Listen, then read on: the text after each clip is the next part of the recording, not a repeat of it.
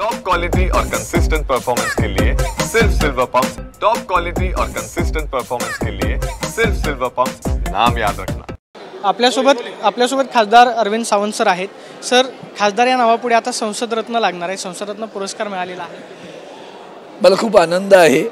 कुठलाही पुरस्कार मिळाला तर आनंदच होतो की गेल्या 8-10 वर्षात मला 7-8 पुरस्कार मिळाले, पण याच्यामध्ये रत्न हा शब्द आहे, त्याच्यामुळे त्याला आणखीन एक गरिमा आली। एक महत्त्वाचं आहे की हा पुरस्कार जेव्हा प्राईम फाउंडेशनने सुरू केला तेव्हा तत्कालीन महामहिम राष्ट्रपती स्वर्गीय अब्दुल कलाम यांना चेतना दिली, प्रेरणा दिली, सुरू ठेवा की समाजामध्ये जी एक प्रतिभा होते, खासदार काय करतात, त्यांना कोणते की चांगले खासदार पडतात, त्यांचा सन्मान करण्यात। आणि म्हणून मला तो जास्त मोठा वाटला की अब्दुल कलामांच्या आशीर्वादाने आणि प्रेरणेने पुढे सुरू राहिलेला पुरस्कार आहे, तो आपल्याला मिळण्याचा आनंद आहे।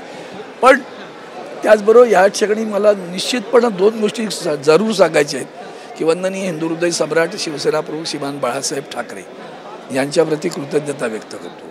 त्यांनी याला अरविंद सावंतांना आशीर्वाद दिला, आमदार केलं होतं। मग आदरणीय पक्षप्रमुख उद्धवजी ठाकरे साहेबांनी मला उमेदवारी दिली लोकसभेची, ती दिली नसती ते इथं आलोच तू का? लोकांनी निवडून दिलं, ते निवडून दिलं नसतं आलोच तू का? मग दिलेल्या संधीचं सोनं करणं आपलं काम असतं। त्या संधीचं मला आज जे काही काम केलं त्याचा पुरस्कार मिळाला त्याचा अत्यानंद आहे।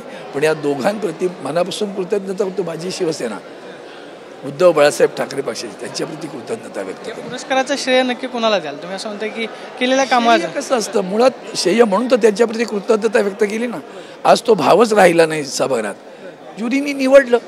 आम्ही जे काही सभागृहात तुम्ही पाहत असता की काय करतो, त्यामुळे मला असं वाटतं की पारितोषिक मला मिळालं, पुरस्कार त्यांनी दिला, त्यांना कळलं की अरविंद सावंत काम करतो आणि करतो की नाही तुम्हालाही माहिती आहे अधिक, त्यामुळे त्याचा पुरस्कार मला मिळायचा आनंद आहे, याच्याविषयी व्यक्त करतो। राज्यामध्ये सध्या महायुतीमध्ये जे काही चाललेलं आहे, एकीकडं कॅबिनेट मंत्र्यांच्या विना परवानगीशिवाय राज्यमंत्री जे आहे त्या बैठका घेत आहेत, संजय शिरसाट विरुद्ध माधुरी मिसाळ असा एक वाद आपल्याला पाहायला मिळतो। महायुतीमध्ये खरंच काय चाललेलं आहे का? ते असं म्हणाले की कॅबिनेट मंत्र्यांची परवानगी घ्यायची का नाही हे आम्ही सीएमओ कार्यालयाकडून माहिती घेऊ आणि हे खातं जे आहे ते शिवसेनेचे कॅबिनेट म्हणून तुमचं लोकसभेत जरा विचारा ही दादागिरी कशातनं सुरू झाली? कोणतरी देतोय ना आशीर्वाद, त्यांना देतोय करा। राज्यमंत्र्यांना काय अधिकारीतले जरा एक खाजगीत विचारून घ्या। लोकसभेतल्या राज्य कशाला पाहिजे, लोकसभेतल्या कॅबिनेट मंत्र्याला काय अधिकार आहे तेही विचारून घ्या एकदा। सर, मात्र एक प्रश्न आहे, झारखंडच्या दारू घोटाळ्यामध्ये अमित साळुंकेनं जी अटक झालेली आहे त्याचे धागेदोरे संजय राऊतांनी कपडे उतरवलेले आहेत, आणखी सांगण्याची गरज नाही। हे सगळ्या गुंडांनाच घेऊन फिरत असतात। आजही माझं आव्हान आहे, यांच्यासोबत असणारे गुंड, काल परवाकडे ठाण्यामध्ये जी घटना घडली त्याचा FIR घेत नव्हते, घ्यावा लागला। 307 आणि 300 मधले गुन्हेगार यांच्यासोबत फिरत असतात, वॉन्टेड गुन्हेगार फिरतात ओपनली यांच्यासोबत गाड्यांमधनं। पत्रकारिता करता काय?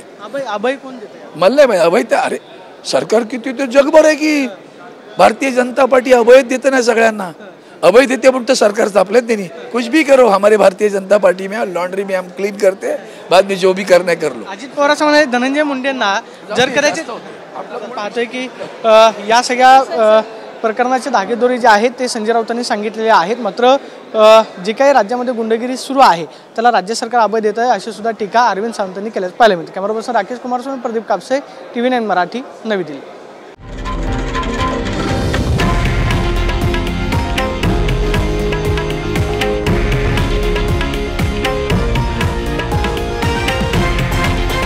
हे आहे देशातील नंबर 1 न्यूज नेटवर्क आणि आपण पाहत आहात TV9 मराठी, एकमेव।